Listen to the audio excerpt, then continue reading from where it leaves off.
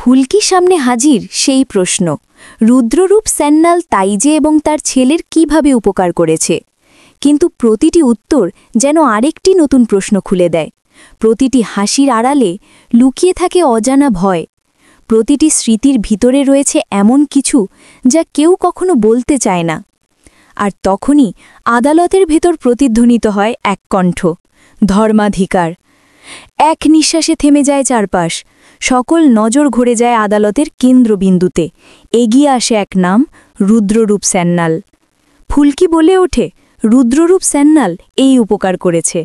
কিন্তু উপকার নাকি প্রতিশোধ, সহায়তা নাকি গোপন লেনদেন, বন্ধুত্ব নাকি জটিল ষড়যন্ত্র।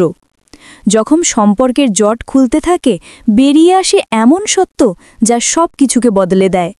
তাইজে এবং তার ছেলের জীবনে রুদ্ররূপের ভূমিকা কি সত্যি আশীর্বাদ, নাকি এই উপকারের আড়ালে লুকিয়ে আছে এমন এক পরিকল্পনা যা কেউ কল্পনাও করতে পারে না।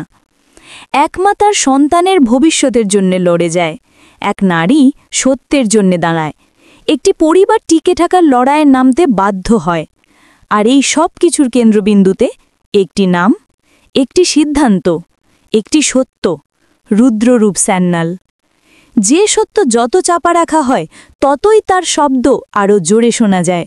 যে সম্পর্ক যত সুন্দর তার ভাঙন ততই ভয়ঙ্কর। আর যে উপকার যত বড় তার বিনিময় ততই রহস্যময়। কি সেই সম্পর্ক, কি সেই উপকার, কেন প্রতিটি মানুষ ভিন্ন গল্প বলে, কার কথা সত্য আর কার কথা সাজানো। সামনে আসছে এমন এক পর্ব যা সব অনুমান ভুল করে দেবে, যেখানে প্রতিটি চরিত্র তাদের আসল মুখ দেখাবে, যেখানে প্রত্যেকটি কথার পেছনে লুকিয়ে আছে বিস্ফোরক তথ্য।